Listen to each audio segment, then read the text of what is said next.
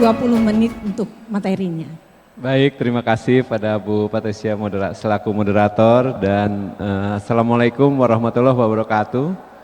Ya, salam sejahtera untuk kita semua dan Alhamdulillah pada pagi hari ini, hari yang cerah, saya diberi kesempatan untuk sharing bagaimana mengenai khususnya perawatan perioperatif dari pasien bariatrik ya.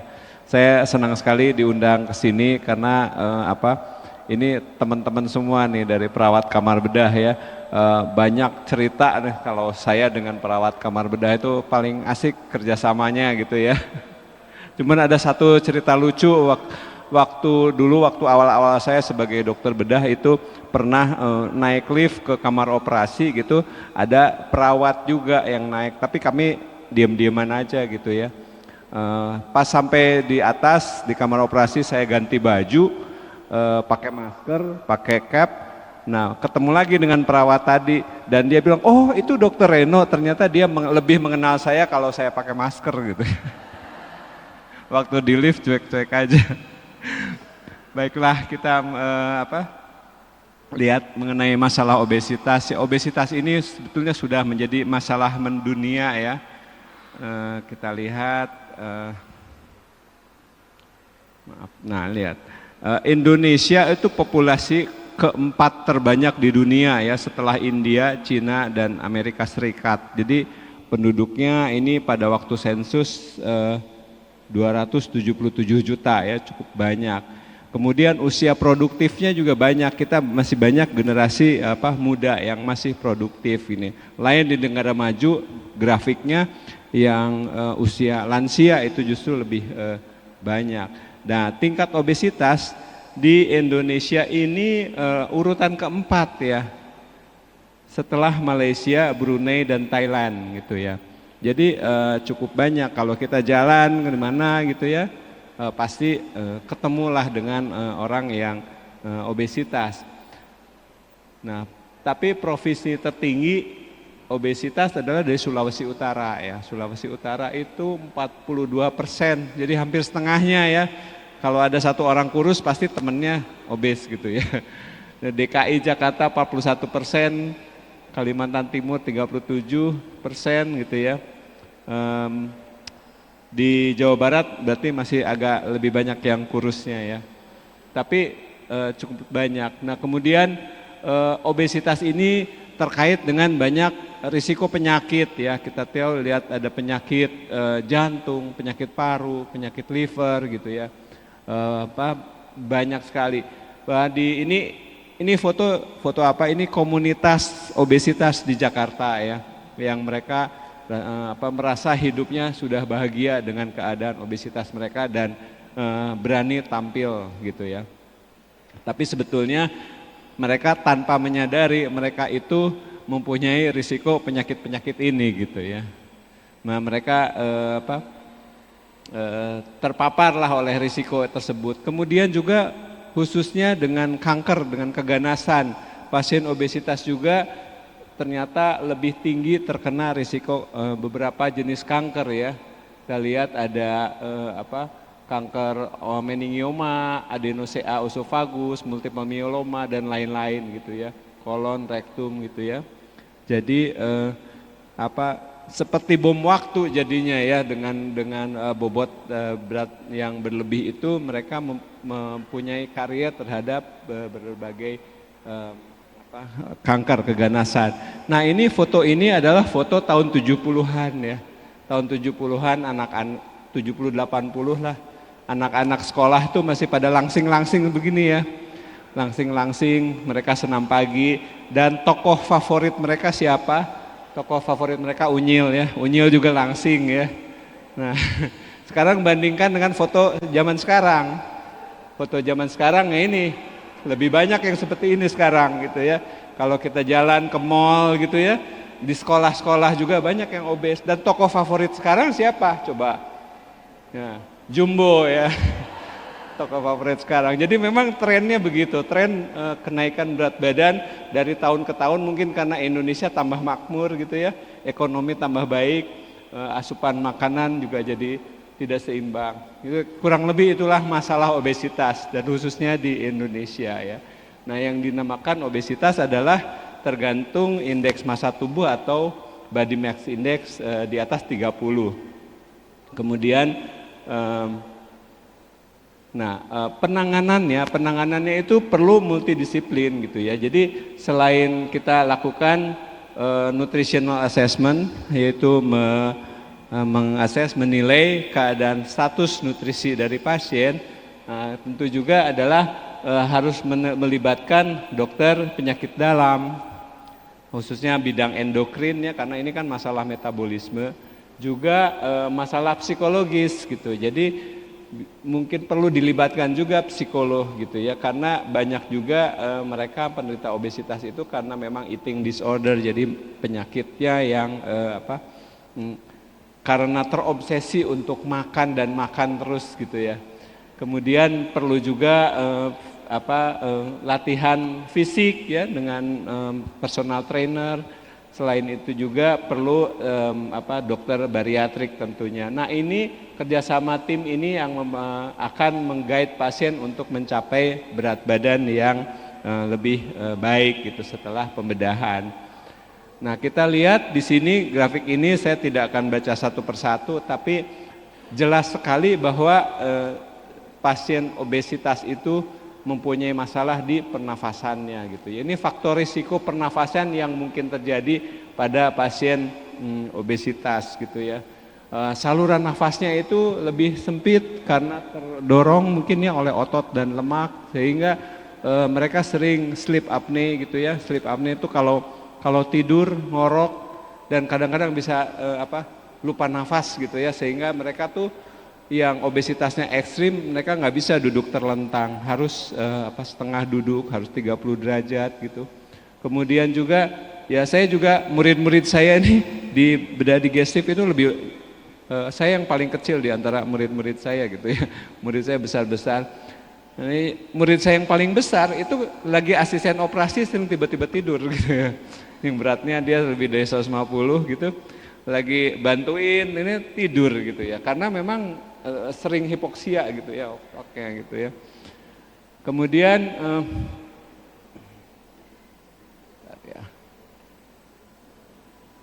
terhadap jantung, nah ini jelas faktor risiko jantung. Jantung itu mempunyai beban kerja yang lebih berat karena harus memperdarahi luas permukaan tubuh yang jauh lebih besar gitu ya.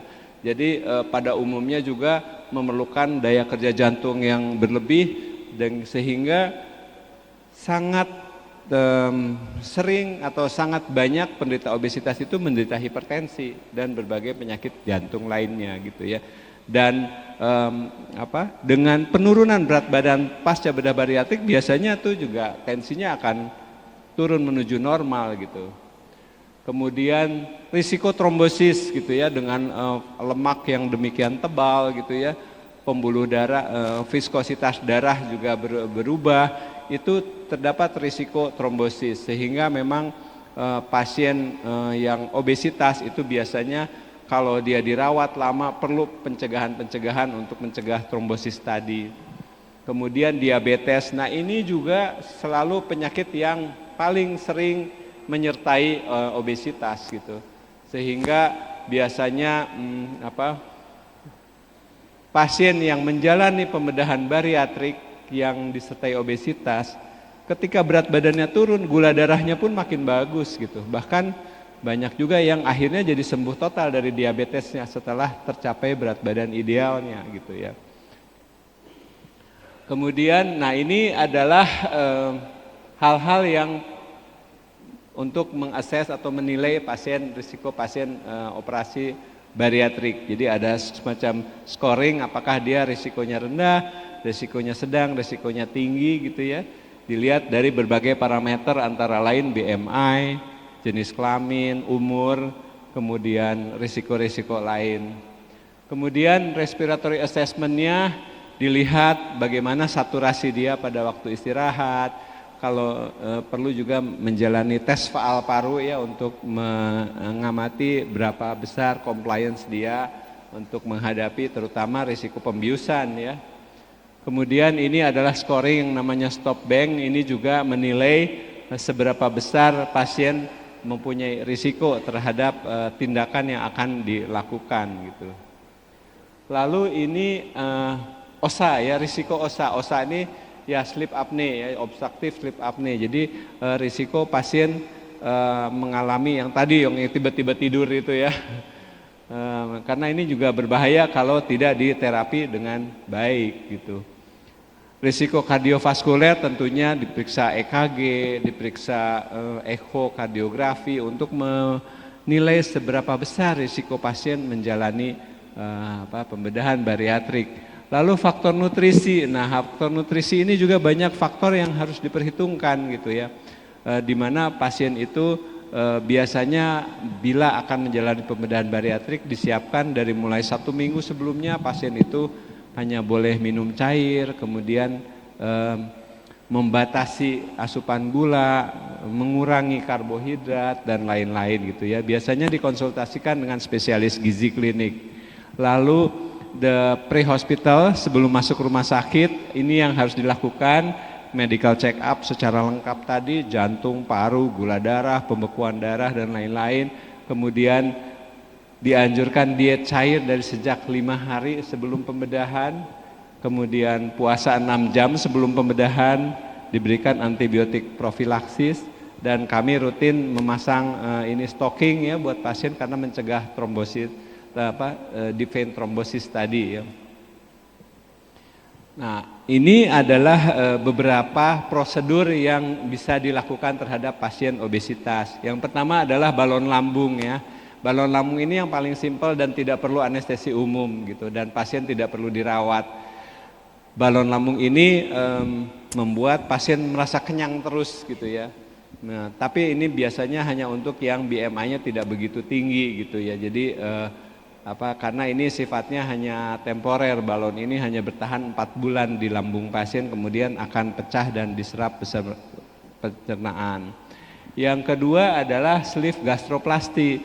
Sleeve gastroplasty itu lewat endoskopi gasternya dilipat-lipat dan dijahit gitu ya sehingga lumennya lebih sempit sehingga menerima makanan juga lebih sedikit gitu. Nah, ini yang gastroplasty ini mulai populer juga ya. Nah, yang sering dilakukan ini pembedahan gastric bypass. Gastric bypass ini kita lihat bahwa dari usofagus itu langsung ke usus halus ya, ke yeyunum. Dan lambungnya tetap ada, tapi dia menghasilkan asam lambung dan lain-lain baru ketemu dengan makanan itu di tempat yang lebih distal. Biasanya minimal 1,5 meter ini panjangnya ke bawah baru disambung. Jadi penyerapan makanan sangat terlambat.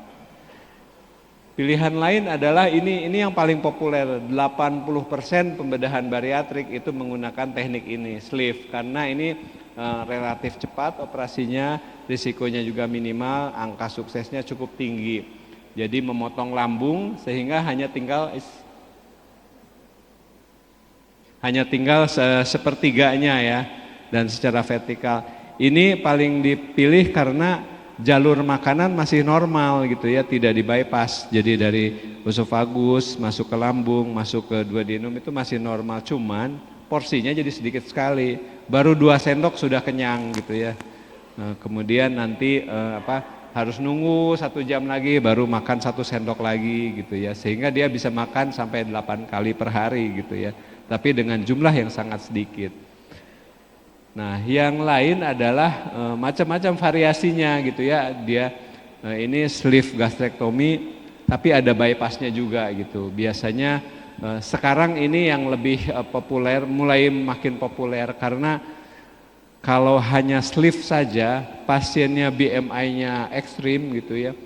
Biasanya penurunannya mungkin tadinya berat badannya 150 kilo. Turun 20 kilo tuh masih kelihatan sangat gemuk gitu ya. Jadinya di bypass juga gitu. Nah, jadi ini dipilih untuk yang mereka yang BMI-nya sangat ekstrim. Mengingatkan Prof, 5 menit lagi waktunya. Baik, 5 menit cukup. Ini post-op bagaimana? Post-op biasanya dipicu hanya 1 jam saja dan tidak semua pasien harus ke ICU ya. pada umumnya kalau faktor risikonya rendah, pasien bisa masuk langsung ke ruangan. Jadi dan di lama rawat biasanya hanya 1-2 hari saja ya, 2 hari pasca bedah, karena kan pembedahannya laparoskopi. Jadi besoknya pun pasien sudah dianjurkan untuk duduk. Bahkan sebagian pasien udah bisa ke kamar mandi sendiri pada waktu 1 hari pasca bedah gitu ya. Nah, jadi pada umumnya karena laparoskopi sembuhnya cepat. Lalu pencegahan DVT tadi cukup dengan stocking saja. Lalu obat-obatan biasanya juga simple. Analgesi juga rata-rata tidak perlu analgesi yang canggih-canggih gitu ya. Maksudnya sampai ke fentanyl atau morfin, biasanya karena laparoskopi tadi simple gitu ya. Nah kemudian pulangnya kapan? Kalau yang gastrik balon sama gastroplasti bisa langsung pulang karena dia tidak lewat anestesi umum. Tapi kalau yang lain-lain biasanya sih 2 hari pasca bedah sudah pulang gitu ya. Bahkan ada pasien yang saking gagahnya 1 hari pasca bedah sudah minta pulang gitu ya. Dan itu memungkinkan gitu ya. Kemudian edukasi pasca bedah, nah ini dianjurkan pasien biasanya 2 minggu sampai 2 minggu pasca bedah itu dietnya masih cair terus untuk memberi kesempatan lambungnya sembuh dengan sempurna. Kemudian pasien dianjurkan aktivitas fisik gitu ya, aktivitas fisik supaya semakin membakar lemak tubuhnya gitu ya. Kemudian nah itu tadi nutrisinya itu biasanya 2 minggu cair dulu, kemudian nanti bertahap menyalir, mulai semi padat, kemudian padat. Setelah 1 bulan biasanya sudah bisa makan makanan normal, makanan padat. Tapi memang jumlahnya yang sangat sedikit tadi. Komplikasi, nah ini bisa terjadi komplikasi. Yang paling ditakutkan komplikasi sih bocor ya lambungnya, staplernya bocor gitu. Perdarahan juga bisa mengancam. Tapi itu tentu intraoperatif, kita harus yakinkan bahwa tidak terpapar kemungkinan tersebut gitu ya. Yang delay bisa jadi kolelitiasis, bisa jadi short bowel dan lain-lain gitu ya. Masalah metabolik itu tentu nanti pasien pada umumnya bisa kekurangan vitamin, rambutnya mulai rontok gitu ya. Karena memang asupan makanan sedikit, asupan vitamin pun sedikit. Jadi dianjurkan pasien itu minum suplemen vitamin terus-menerus supaya tidak kekurangan vitamin.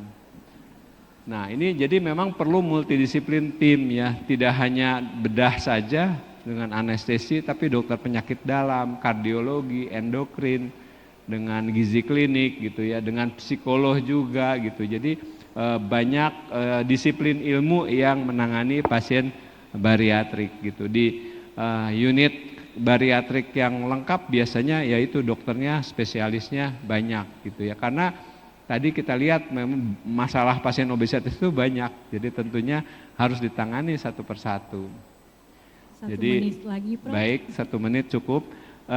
Nah inilah kira-kira siapa saja yang terlibat ya, dietitian, nursing, obat-obatan untuk obesitas, gastroenterologi, psikiater juga terlibat gitu. Jadi sebagai kesimpulan, obesitas itu memang adalah suatu penyakit ya. Dan tindakan bariatrik itu memang merupakan satu pilihan dan diperlukan multidisiplin approach gitu ya. Jadi perioperatif care-nya memang harus betul-betul baik. Saya kira itu yang bisa saya sampaikan. Ini beberapa kasus bariatrik yang sudah berhasil gitu ya. Kita lihat dia turun 40 kilo. Nah ini dokter psikiater nih dari Jogja. Nah ini mahasiswa S2. Ya ibu rumah tangga. Nah ini guru senam nih sudah turun 26 kilo. Nah, ini dokter umum. Ya saya sudah turun 40 kilo juga gitu ya.